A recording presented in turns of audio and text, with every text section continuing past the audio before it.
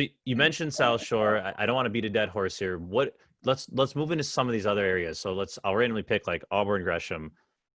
How would you compare that to a South Shore? So let's say I have units there. I have a portfolio in South Shore. I'm looking at something in Auburn Gresham. That's my baseline starting point. How would you compare that market to a South Shore?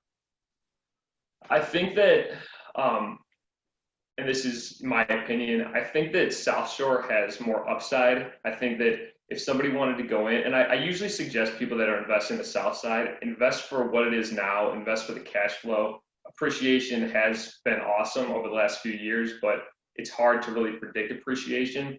An area like South Shore, though, makes a lot of sense as to why it would appreciate. It's very close to the lake. You're just south of the University of Chicago.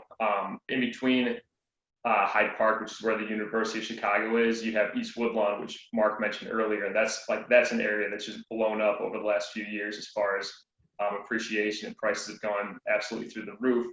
So it makes sense as to why you would see that in South Shore. When you go out to Auburn Gresham, whatever management challenges that you might face in South Shore, you're going to have those similar sort of challenges.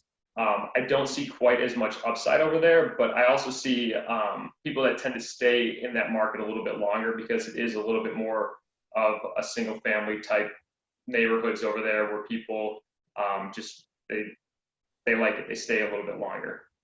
It's a little more stable of a market, I guess.